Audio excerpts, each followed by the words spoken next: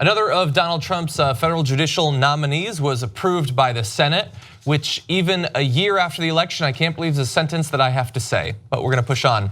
This guy wasn't qualified for the position, but he wasn't just like normal Trump not qualified for the position. He really wasn't qualified for the position. Brett J. Talley had never tried a case and was unanimously rated not qualified by the American Bar Association's Judicial Rating Committee, which that is not the first time that's happened with one of their guys, but he had never even tried a case.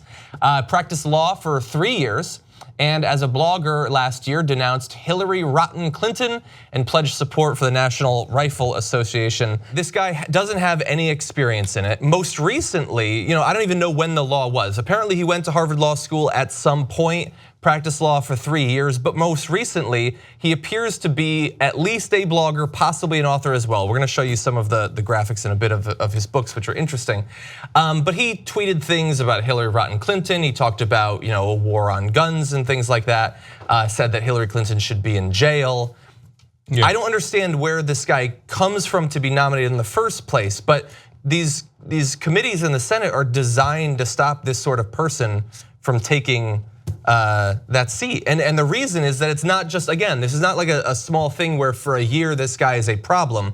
Donald Trump said at one point, talking about the successes he's having, the judge story is an untold story. Nobody wants to talk about it. But when you think of it, Mitch and I were saying that has consequences 40 years out, depending on the age of the judge, but 40 years out.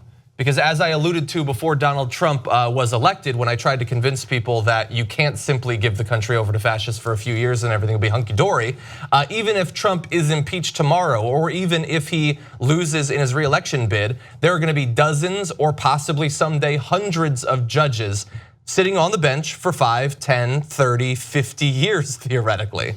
Yeah, so there's two different issues here. One is this guy and the other is what the Republicans have done with judges overall, and there's some really telling stats on that we're gonna share with you in a second. So first on this guy, look, I actually don't care that he wholeheartedly supports the National Rifle Association, he prays for them, etc. I think this whole idea of the judges pretending they don't have political opinions is a joke. They do, they should just be honest about it. It's preposterous when Gorsuch goes out there and says, I just political opinions, I don't have any. I just happen to rule in favor of corporations, the right wing in every single case. Golly gee, how did that happen? I would say there's expressing support for the NRA and then saying, after Sandy Hook, Obama says he wants tighter background checks and he starts blogging about how this is a war to take every gun away from every American. That's not, no. I support this organization. This is a fairly extreme, I would say crazy position. Okay, you want to disagree with his political positions, but pretending that he doesn't have them is stupid. So it drives me crazy. It drives me crazy when liberals do it, when conservatives do it. Now the extremeness of his positions, you're absolutely right about, because one of the commenters on his blog, which is his main qualification for the federal judge position, anyway, said that they I want to become an ambassador based on my Tumblr. He's now this is someone who was a commenter. He said we will have to resort to arms if our other rights are taken away, like meaning that we will pick up arms against the government and commit violence.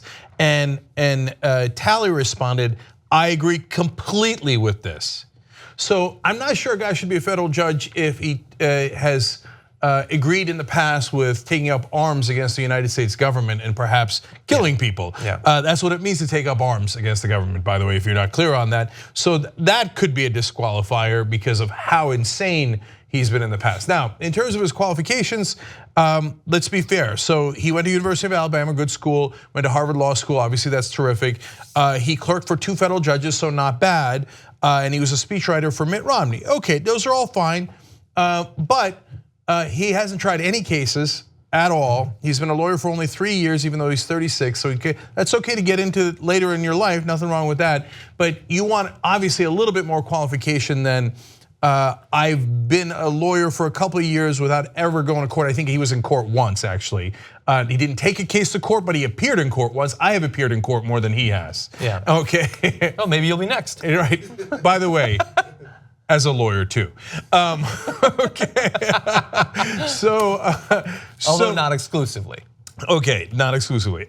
So how in the world did how did this blogger with no experience in the courtroom get this incredible position? Well, he was a protege of Republican Senator Luther Strange, and the senators love to appoint people who were their interns or worked for them at some point.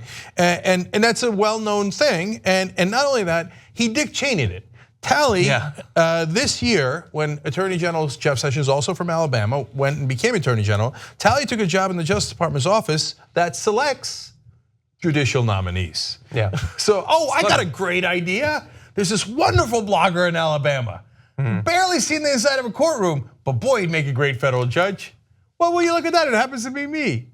So that's partly how he got the job. And so this is going to be, I apologize if it turns out tomorrow this isn't totally accurate. We were working until literally we went live to try to confirm this.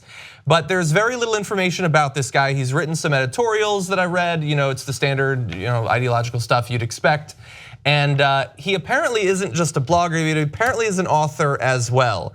And so everything that we've found implies that this is the same Brett J. Talley, same age, the pictures look identical. But if you bring up this last graphic, you're gonna see he apparently has written some books as well.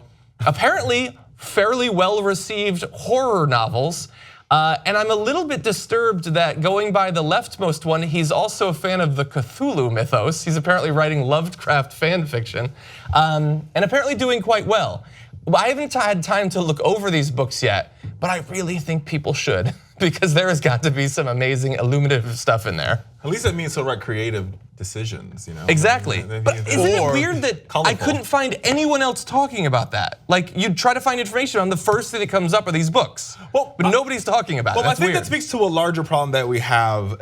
So I praised the media in the last segment. Now here I'm going to go bash the media. But I think this is the larger contextual problem that we have with the media, and I think this has everything to do with the fact that Donald Trump, whether you like him or not, is a marketing genius, and he's figured out how to rope the media into this little wash and rinse cycle that he has them in, right? Where it's like, I'm gonna tweet, look, there's the fire. And meanwhile, back at the ranch, all of his cabinet, because this is a cabinet level, so he's clearly pushed by justice, obviously. But at all the cabinet agencies in Washington where I reside, these cabinet secretaries and their plebeians and their appointees, they're literally shredding regulation. When I mean shredding regulation, they have paper shredders and like Obama's name's on it, shred that, shred it fast, and nobody's covering it, right? Like Betsy DeVos, for example, I know that's not the same topic, but she repealed 71 different special ed regulations in one day. And nobody covered it. Nobody talked about it because they're like, oh, Donald Trump tweeted Cafefe. And that is the news story of the day. I would argue nobody. It's not true. You should. Well, when I say, mainstream media. And I think this has everything to do with the fact that Donald Trump has figured out how to fool them while all these things are happening. I'm gonna put all these judges up. Nobody's gonna pay attention to it because they're gonna be focused on me in Asia saying crazy things about Little Rocket Man while my administration is doing really, really bad things to the American people.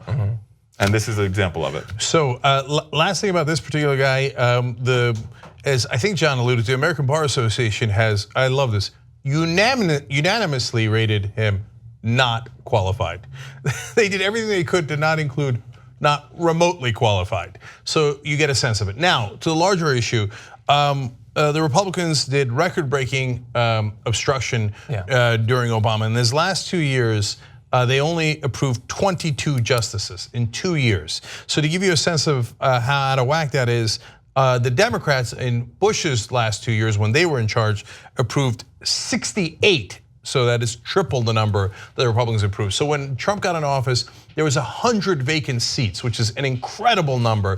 That means that a lot of cases were backlogged, justice was delayed and sometimes denied, but the Republicans didn't mind that because they were playing political games, including of course with the Supreme Court seat. And so this is 22 was the lowest number since 1951 and 1952. Now, in 1 year, Trump has nominated 59 people, and the Republicans have said clear sailing. They all voted as a block on all of them to approve. So 22 in 2 years, 59 in 1 year. That is record-breaking obstruction. And to Richard's point, the media just grazes past it. Now it's in the articles. It's in paragraph 17.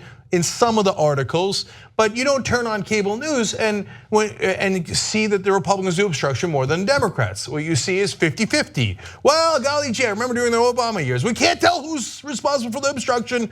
It could be the Republicans or it could be Obama. No, it was clearly, definitely, definitively, factually the Republicans. And so this is the uneven battlefield that drives me crazy. So if the Democrats get control of Congress again and there's a Republican president, they should block every single judicial nominee. Every one of them. After giving them a chance. No chance. No. Okay, and so you want to say there's only going to be 22 in 2 years under Obama when there should have been 122? No problem. Maybe we let 2 through in 2 years, in the last 2 years of Trump or Pence or whoever it is. Let's go get the Senate so we can block all their judges. Because I'm tired of the Democrats complaining that things aren't fair, then turning around and giving the Republicans everything they want, and then when the Democrats are in charge, they get nothing. Progressives are tired of it. The country's tired of it. So, all right, 2 will play at that game until we fix the goddamn system. I couldn't agree more. I think the one thing I will never forgive Barack Obama for was that he let them get away with stealing the Merrick Garland seat. I think the mistake he made was he didn't make a recess appointment. He should have recess. I wouldn't have recess appointed Merrick Garland. If it were me, I would have found a disabled, lesbian, black woman, and I would have put her on the court, and I would have went to Mitch McConnell. I would have drove down to Capitol Hill. I would have walked into Mitch McConnell's office and said, I dare you, I beg you, please remove her off the court. Let's have some fun. Yeah. Well, you know, or that's a great point. It'd be like, hey, listen, you're not approving Merrick Garland. No problem. Just go to recess and we'll see how it turns out. Oh, look at that, Cornel West is on the Supreme Court. Yeah, now remove him. And we'll see how many cases we can hear. Well, let's see how that rolls, okay? But the Democrats never do that, which gives the Republicans an unfair advantage. And then when it comes to the media, 9 out of 10 times they go, I don't know, I guess it's all even. It's not even. If you like this video, you'll love the whole TYT network. Check it out at tytnetwork.com/join.